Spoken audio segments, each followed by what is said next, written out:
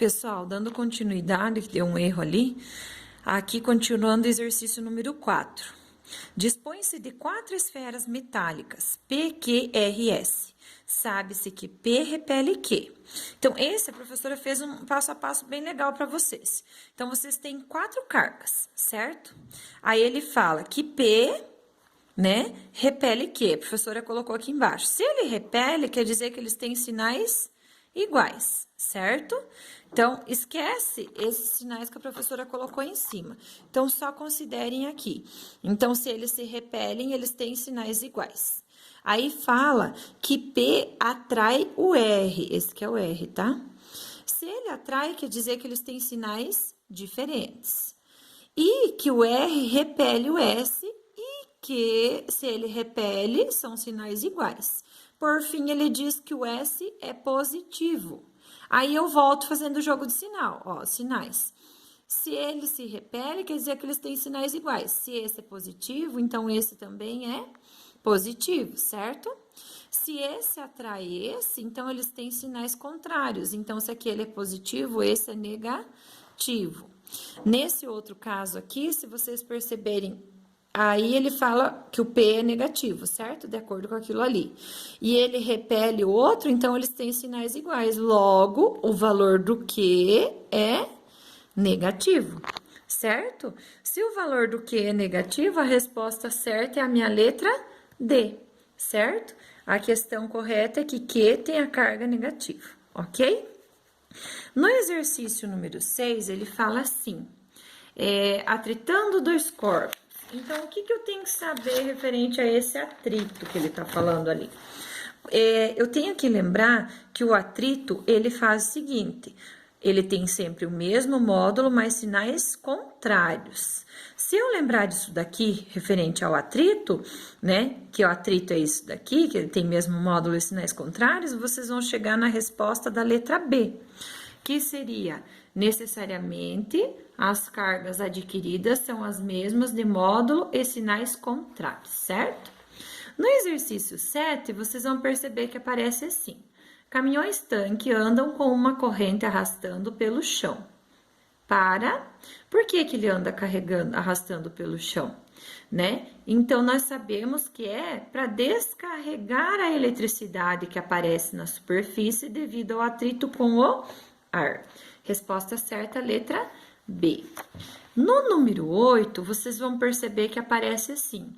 A indução eletrostática consiste no fenômeno da separação de cargas em um corpo condutor, que é o induzido, devido à proximidade de um corpo eletrizado, que é o indutor.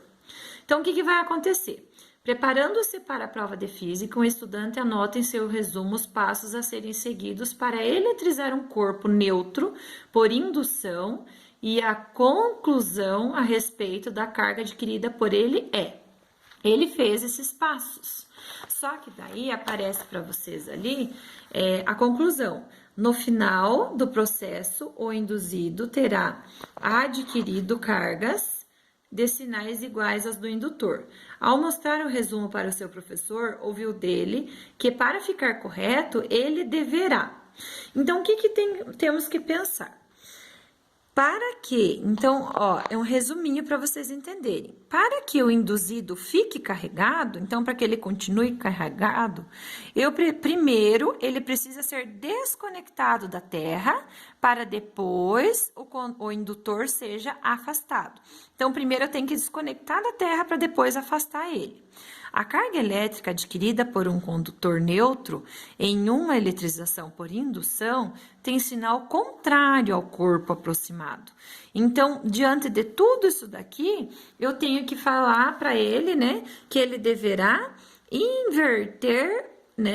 inverter o passo 3 com o passo 4 e que a sua conclusão está errada, certo?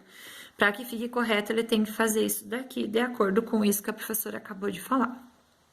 No exercício número 9, então, vocês têm ali um texto falando que tem uma nuvem carregada positivamente e aqui tem um para-raio, certo? A pergunta é a seguinte: de acordo com o enunciado, pode-se afirmar que ao se estabelecer uma descarga elétrica no para-raios, quando tiver uma carga elétrica nesse para-raio, o que vai acontecer? Então, nós temos que entender que, se aqui está positivo, lá para baixo eu vou ter elétrons negativos. Logo, esse elétron negativo, ele vai atrair a nuvem, certo? Só que como somente o elétron tem movimento, então ele sai para a nuvem, ou seja, vai ser nesse sentido aqui. Logo, será a letra D. Elétrons passam do para-raios para a nuvem, certo? No exercício número 10, vocês vão perceber... Ah, pessoal, isso aqui serve como revisão já também, tá? Para vocês considerarem duas esferas, A professora vai explicar aqui que já fica mais fácil. Duas esferas, a carga Q e a carga menos 2Q. Elas vão entrar em contato e ele quer saber qual vai ser o valor dessa carga Q após o contato. O que nós temos que levar em consideração? Eu entrei em contato, então eu vou juntar as duas. Vocês estão vendo que tem um positivo e um negativo, é como se aqui ficasse menos 2Q. A carga A mais a carga B é a mesma coisa, de mesmo valor, ou seja, a carga A é igual a carga B.